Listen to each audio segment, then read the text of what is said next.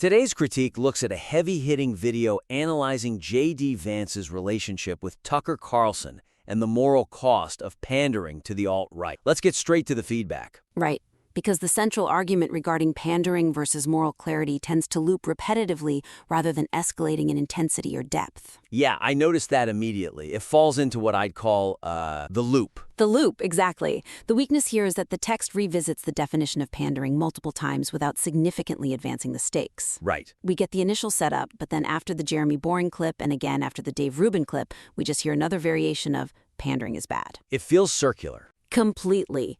It's like the engine is revving, but the car isn't moving forward. You hear, "I don't respect it," or "I have concerns," which is just stating the premise in three different ways. So the suggestion here is to adopt a linear, argumentative structure that moves from definition to evidence to consequence. Yes. Avoid restating the premise after every single external clip. Because repetition might work for a political slogan, but it kills an analytical argument. If you state the theory, show evidence, and then just restate the theory, you're just treading water. Exactly. You need a narrative arc. For a concrete example, open with that parent and wayward child analogy. We'll talk more about that metaphor later, but use it right up front to define the moral stance. That's your theory. Boom, established. Right. Then, when transitioning out of the Jeremy Boering clip, which discusses the political reality of the Trump coalition, don't revert to saying, "I don't respect pandering." Because we already know that. We do. Instead, pivot to the actual cost of that political calculation. That's your practice. And then you hit the Dave Rubin segment. Exactly. Use the Dave Rubin segment to illustrate the inevitable backfire of this strategy. He specifically warns about Vance's wife being targeted by the very people Vance is pandering to. That is the consequence, the payoff. Right. So you create this flow, theory with the parent and child, practice with Boering's coalition context, and consequence with Rubin's warning. It turns a circular complaint into a building narrative. You never have to repeat, "I don't like pandering," because the listener feels the danger escalating at every single step. Exactly. But even if they fix that structure, there's another major issue blocking the path. Relying on phrases that speculate on feelings undermines the authority of the analysis.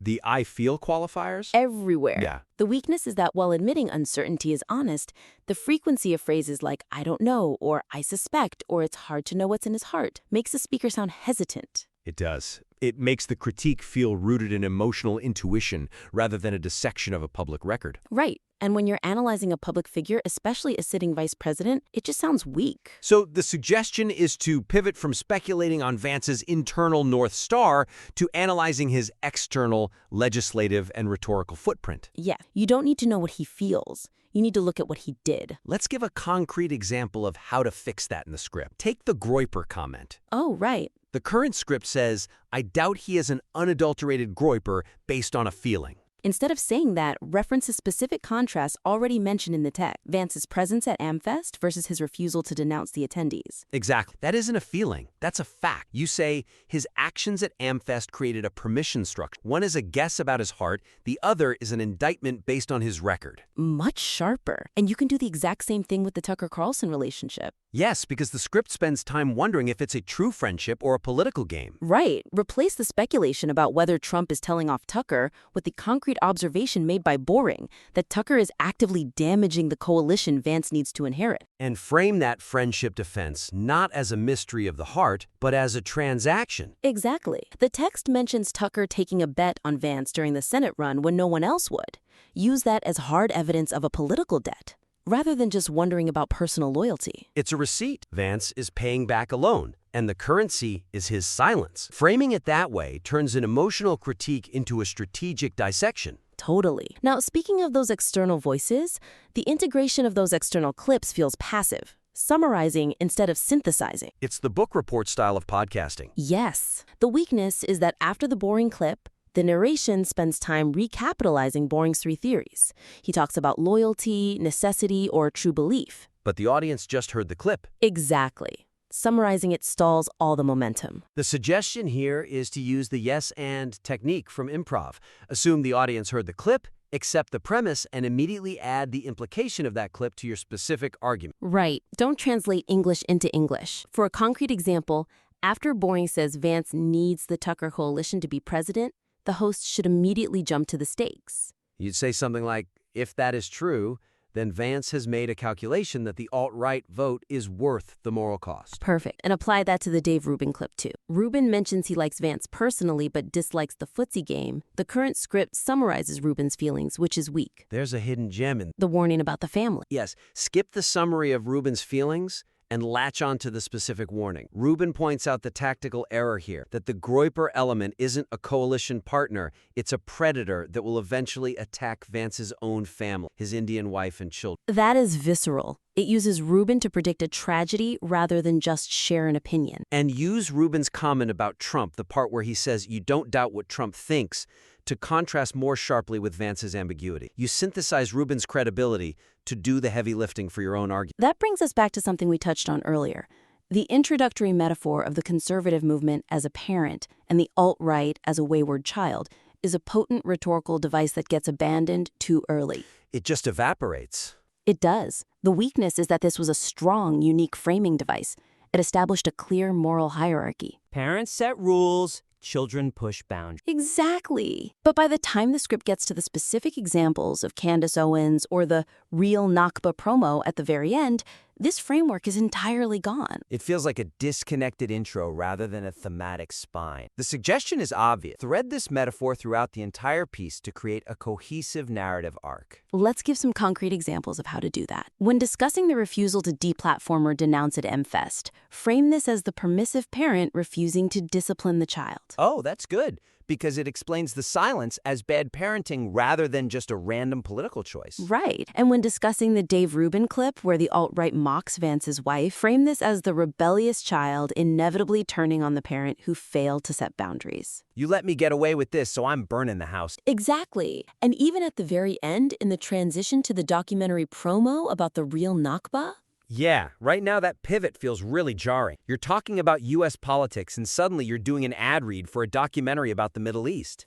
but there's a missed opportunity to tie it back. The documentary offers historical truth and moral clarity. Which is exactly what the host argues is missing from Vance's political strategy. Right. So you say, this documentary provides the kind of truth the permissive parent is afraid to teach.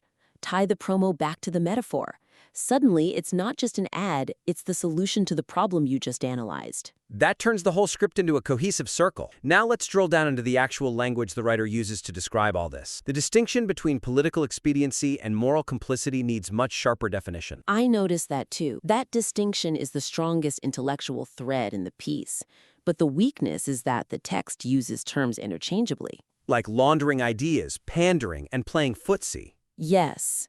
It muddies the water between whether Vance is being smart but cynical, which is strategy, or ideologically captured, which is belief. The listener needs a taxonomy to understand the judgment. The suggestion is to create a clear taxonomy of the behaviors being criticized. Let's break down some concrete examples for the writer. First, define laundering. Laundering is active. That's Tucker making fringe, toxic ideas mainstream. Right. Then define pandering. Pandering is passive. It's Vance refusing to criticize Tucker to keep voters. Explicitly state that the host's problem is not with the strategy of getting votes, but with the legitimization of validating hate. Exactly.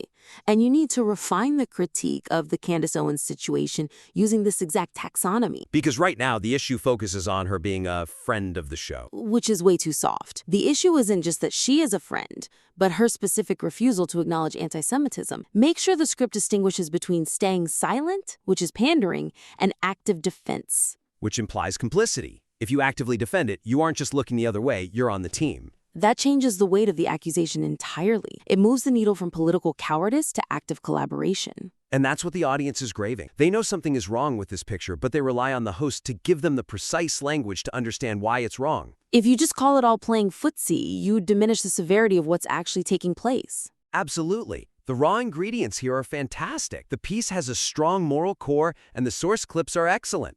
But the writer just needs to trust the audience's intelligence more. Stop apologizing for the argument and start building it. Let's recap the actionable takeaways for the listeners so they can implement this in their next draft. First up, stop looping. You have a strong thesis, state it once. Then use your evidence to complicate and escalate it. Don't just tell us you don't like the pandering, show us where it leads. Second, cut the summary. Don't repeat what the clips just said.